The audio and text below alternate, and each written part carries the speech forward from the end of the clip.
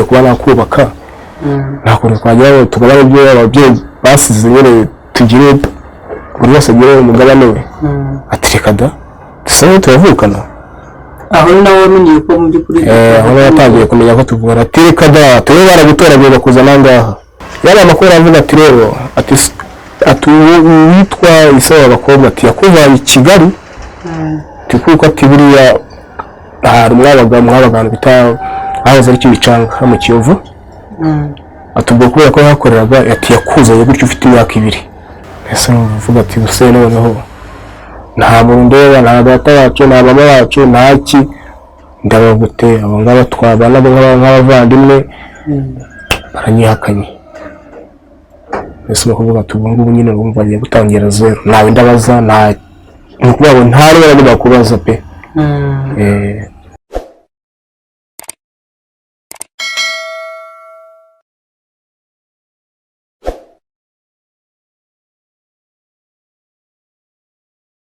tubahaye ikaze abakurikiye Derewati TV haba mu Rwanda ndetse no mu mahanga.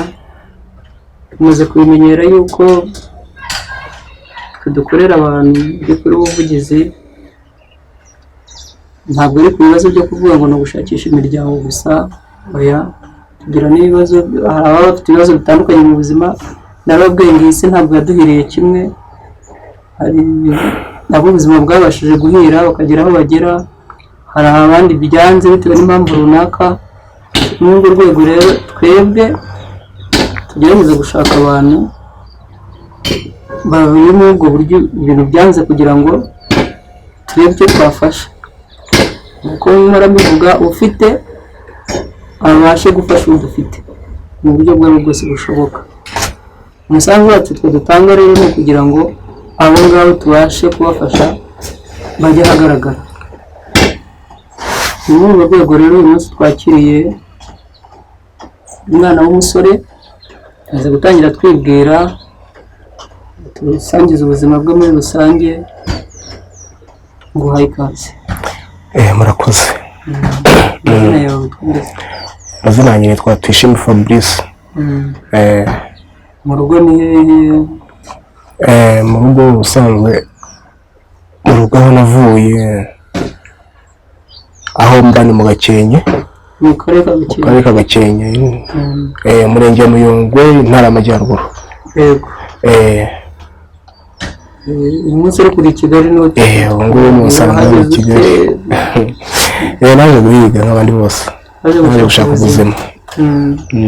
Ubuzima bwawe buhagaze gute? Urebye iyo urabonye cyarashyize mu gifu, akaramuka tubashimira Imana. Ubuzima ubundi waba urabikuye wariye? Hari ibindi byiyongera, ariko mu by'ukuri iyo babashije kubona ibyo urya kuko hari n'abatabibona. Uryama, hari abarara hanze.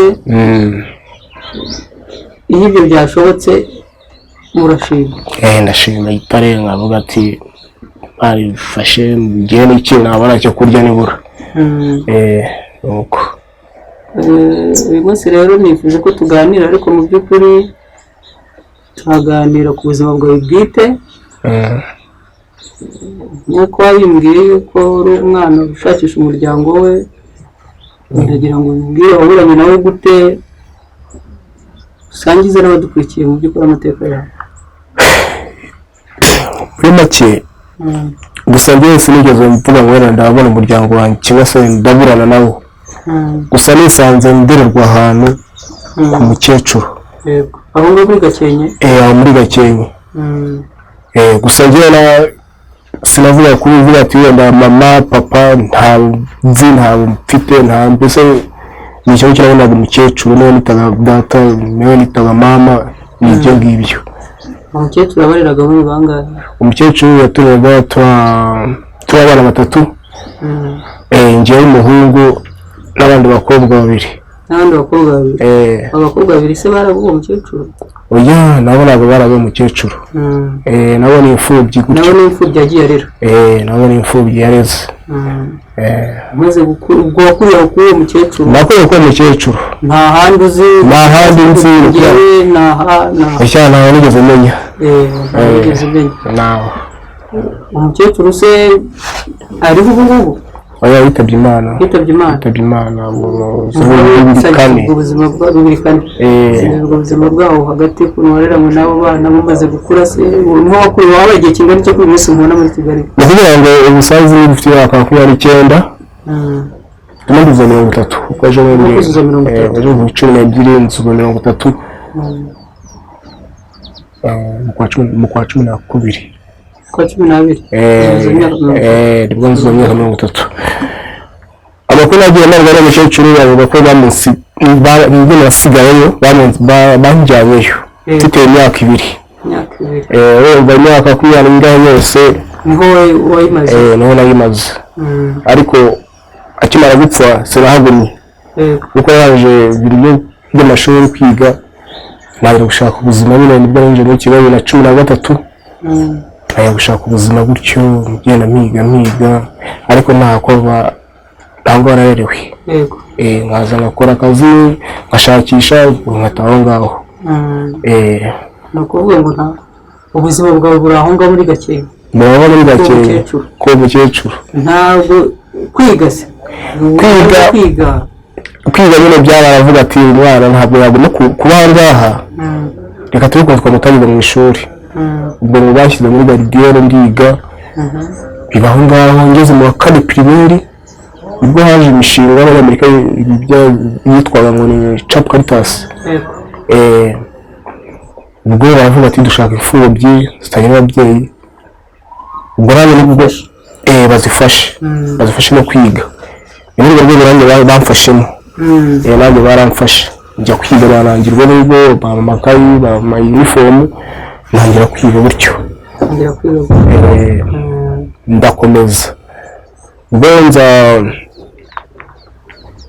gukora ikigo cya leta mbura amanota baravuga ati nta kibazo Paul ihangane usubire kwiga urebe ko yatsinda. Nabwo ndagera nsubirayo nabwo mbura amanota atazi ibintu byo kujya ma 12 nibwo najyaga 2008.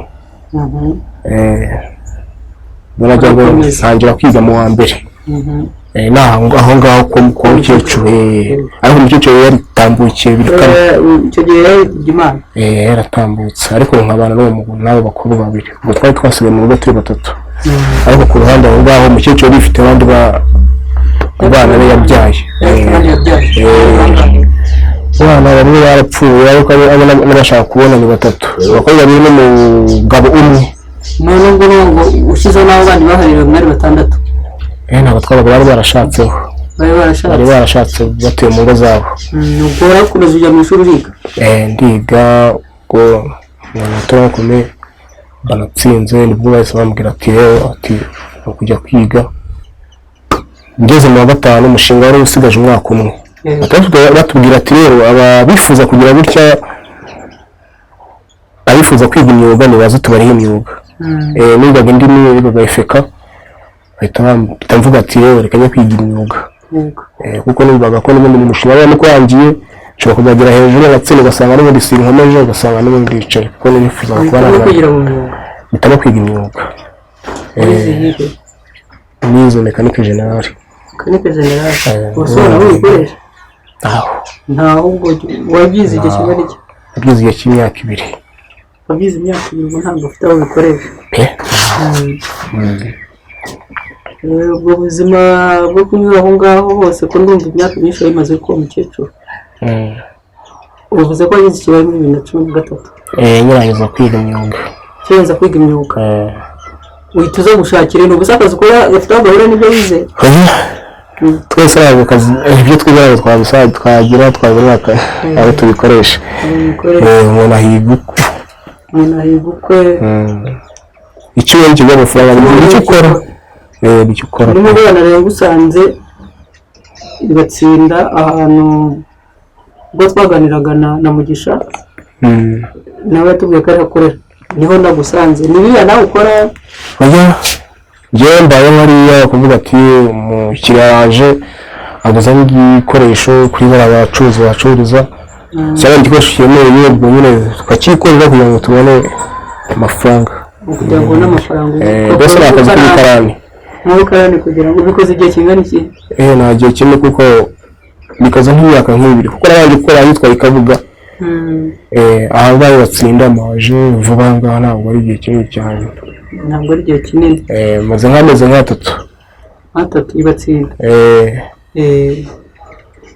Hanyuma se nkurikije ubwo buzima rurimo kwa mukecuru abakobwa bandi bari hehe? Abakobwa bariyo basigaye kuko mu makuru nagiye ntabwo n'abantu b'abaturanyi bo njya numva ngo isa ngo niho yavukaga abakobwa ngo niho avuka ngo buriya ngo bari mu mitungo ya se yavuga ko umukecuru hanyuma se wowe irangamuntu yawe wibonye gute? irangamuntu uwo mukecuru nishakiye hariho ku babyeyi bari bandi hariho Mukamugabo Veronica na Rwagasore Saidi ariko naje kumva amakuru bagiye bama amakuru ko abo bakobwa twaduhuje ababyeyi. Abakobwa mwari muhuje umubyeyi? Ngo twaraduhuje ababyeyi ngo nanditsweho abo babyeyi babo. Mubahuje kubera ko ari amazina ari aho ntabwo muhuje kubwisano? Ntabwo tubahuje kubwisano. Ni amazina y'ababyeyi babo ahuje amazina y'ababyeyi banjye. Ni ukuvuga ngo kugira ngo ubone ibyangombwa bakoze icyo? Bakoze ibyo ngibyo. Ni ibyamwikize mbese kugira ngo nyine ngira mbese sinyine n'aba aderese bashakiraga ntabwo mbizi. Ukura gutyo ubuze igitekerezo cy'umuryango wawe? Umuryango wawe uvukamo bwite utekerezaho iki mu by'ukuri? Hari akanunu umuryango wawe uvukamo bwite.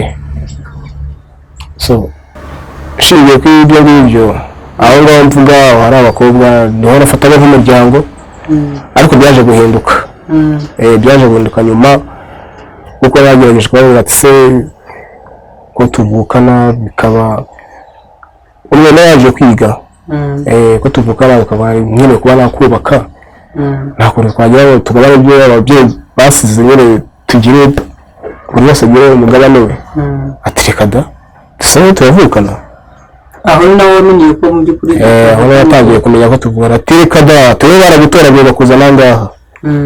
Ati yagize amahirwe kuba yari umukecuru yakureze ati ariko ntabwo tuvukana. Ese nikanga nyine ndavuga ati bigenze biti ibingibi ko ntari mbyiteze mbese ngo bari nk'iburi ngwiriye. Natangiye kwiheba gutyo. 2016 babimbwiraga aravuga ati ahubwo uzatangira ushaka ababyeyi bawe. Ni ukuvuga ngo nibwo 2016 nibwo wamenye ko umuryango wakuriyemo by'ukuri atari umuryango wanjye. Ubibwiwe nawe bana bibwiwe nawe ngabo nitaga abashiki banjye. Nibo babimbwiye. Nibo babikubwiye. Bakimara kukubwira gutyo wabyakiriye ute? Mbese nabwo urabwiye nyine ni inkuru itunganye nawe ubwawe ari ku giti cyawe ntabwo byagushimisha.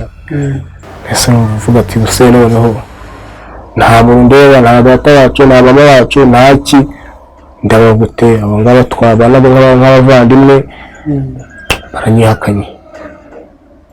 Mbese no kuvuga ati ubu ngubu nyine urumva agiye gutangira zero ntawe ndabaza nta nukuvuga ngo ntari baragomba kubaza pe. Nuko wavuye Gakenke usuze Kigali? Nuko navuye Gakenke Kigali. Nabanje kuva muri urwo rugo mbanza kwihigira mba mu baturanyi aho ngaho nuko ndavuga ati ibi nabyo ni ukushya abantu b'abaturanyi cyangwa nshakisha n'icyo natangira kumenya ubwenge nakora amafaranga nkabudesha akazi gutyo cyumba kimwe k'ishamburete nkabamo. Nuko ubu rero yumva ubuzima uvuga uti mbere ko nabona icyo ndashaka nuko ndiko mbayeho pe. Ubu se koko uragushakisha umuryango ni ibiki wumva by'ukuri? Gushakisha umuryango birumvikana pe nawushakisha ariko njye abakuru gusa nagiye ntabwo bari kabwiye bapfuye. Rero ikintu cyo gushaka umuntu yapfuye rero ni ikintu wabikubwiye se amakuru? Okay. Hari abo ngabo bita se wabo. Ubwo urumva ni murumuna wa basi. Yari amakuru avuga ati rero ati uwitwa Isawa w'abakobwa ati yakuvanye i Kigali kuko ati buriya hari mwabagana bita ahaza ari Kimicanga mu Kiyovu. Atubwo kubera ko yakoreraga ati yakuzanye gutyo ufite imyaka 2. Gusiga ngaha ubwo ati byo kiwanya ashobora kuba ari mu ndimwe mweka pe kuko ngo yagiye umwana gutyo yigeze ujyayo cyangwa biri mu mutwe gusa biri mu mutwe kuko niyo mugabo yamwegira we arabihamiriza aravuga ati wanyu hari mu Kimicanga ikintu cy'abakene ariko imitungo ati imitungo yari hari y'uwo muntu zo mu mama ati yarariwe nta gihari nta kintu kigaragara. Abantu icyo babanza gukurikirana inkomoko yawe umuntu yabasha kuvuga ngo byibura iwanyu ushobora kuba ari aha ngaha iyo byose baba batanze amakuru cyane kuko kuvuga uti reka ngende umugabo bwitameze kuko arakakuze none se ubundi bwo mu by'ukuri nubwo yavuga ngo birashoboka ko iwanyu haba ari Kimicanga nta n'abazirambye babaze ntabaze akaba yarabukubye kuko amakuru atanga ambwira ko aragira gutya akageza kumbwira ati mukuru wanjye najya kumusura ariko akaba yari umuntu witungiye abagore benshi tubwo muri za 80 gutyo na kanana aho ngaho ati nyuma mu nambiri isa nkaho icogoye gatumwe ni 95 nibwo nagiye aravuga ati mwara kano kanyera kwa mukecuru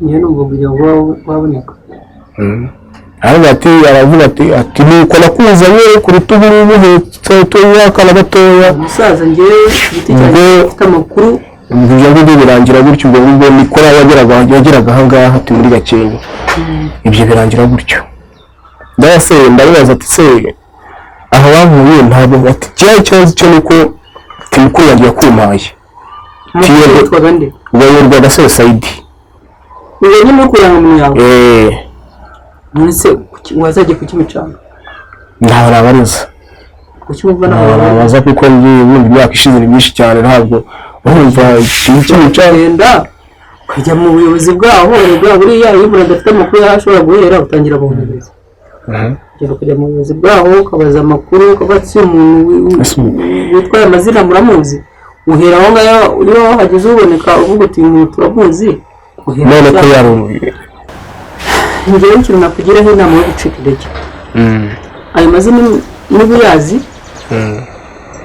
urabyumva ya mukuru w'uwo musaza uvuga ndayazi n'ubuyazi kandi akaba yavuye ku Kimicanga wicogora ushobora kuvuga ati simfite aho mpera ariko hari abantu bakurikirana ibiganiro abashobora kuvuga ati uwo mwana uvuga ayo mazina ni uwahe hari abantu benshi baba barekereje bavuga bati yewe tuzababona udasohotse rero mubivuge byakuvura ntabwo babona bitewe no kubona baye mu cyaro igihe kinini cyane ntabwo ibyo ngibyo kuvuga ntabwo bitekereza abagiye bitekereza ko no kubishakisha urumva ko banabyinjiye bajya kubyinjiramo bakabona kandi batse ku cyubyinjiye n'ukuze ufite no kubyinjiramo ngana gutyo ufite iyo myaka ndavuga ati rero igihe nicyo gihe mbonye uko byose kose umuntu wese akina kumenya inkomoko ye nicyo gihe mbonye pe umuntu akina kumenya inkomoko ye akina kumenya aho yaturutse gusa rero ikintu kivuga kubera ko niyo nasanga batanariho wenda nkamenya ngo bari bafite iki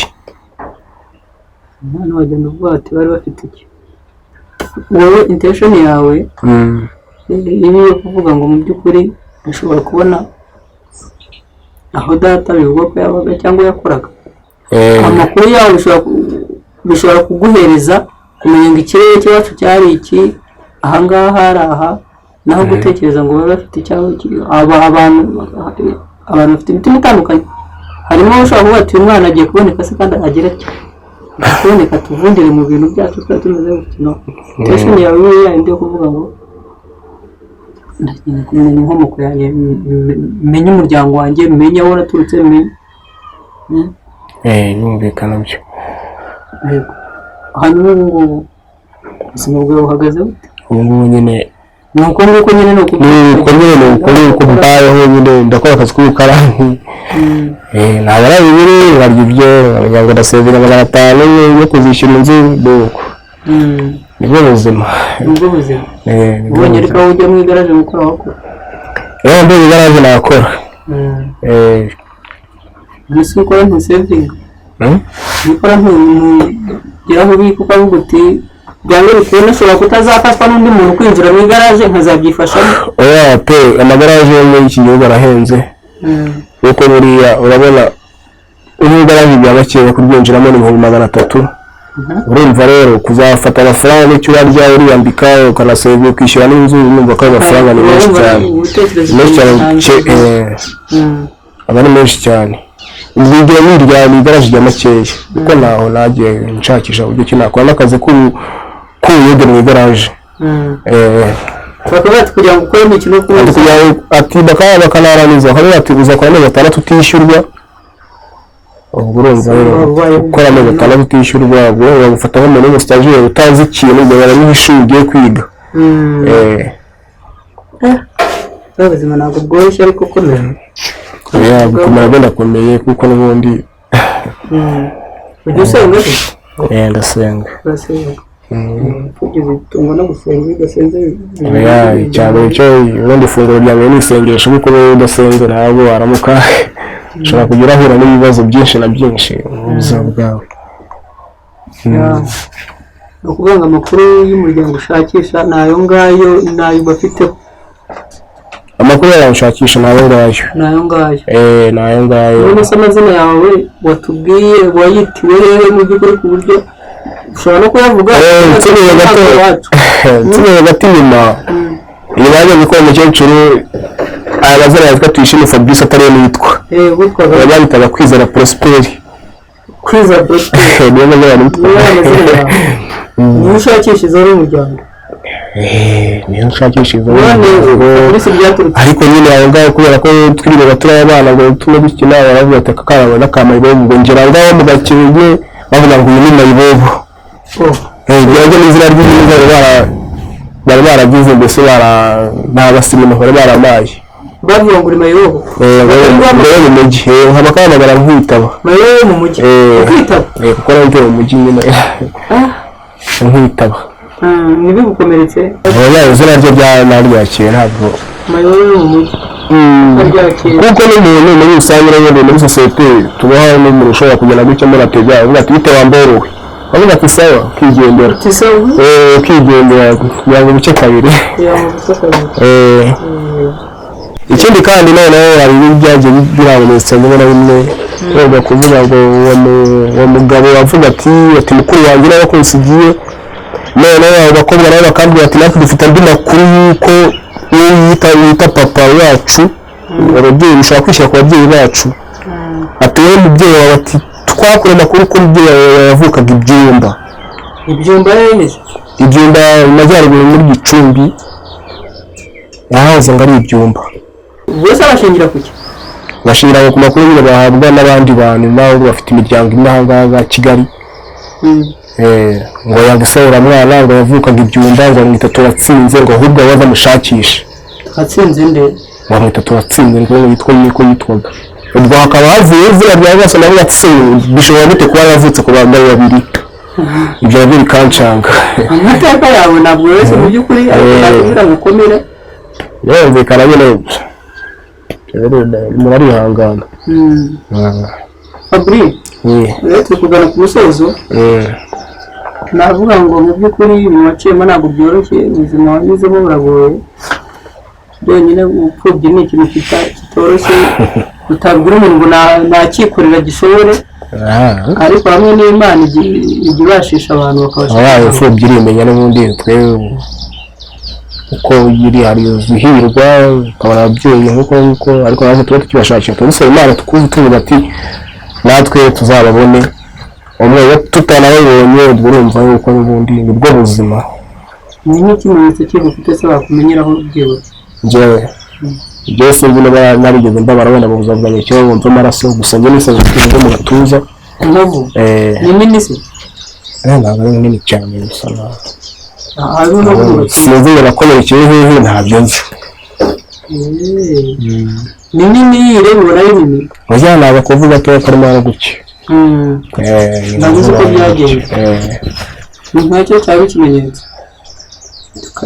tutegereze turebe nk'uko tubivuga nyine nimero zacu tuzashyira kuri ekara hasi abafite amakuru abafite icyo bumva bafasha mu by'ukuri kuko twebwe ntabwo hano harimo ibintu byinshi hari uvuga ngo nafashe umwana n'ayo makuru agiye atandukanye tuba wenda hari aho twamubonye tumuzi cyangwa tukagira iki abadukurikiranye rero bafite umutima ufasha rwose ndasaba yaninginga ngo tugire umutima utabara turebe icyo twakora. Ndagushimiye rero ko wemeye kuduhereza ikiganiro ku mateka abasharira nk'ayo ngayo ntabwo ari buri wese ubasha kubivuga ariko no kubivuga ubwabyo biraruhura iyo wazaruhuka byo mwakoze cyane mwakoze namwe.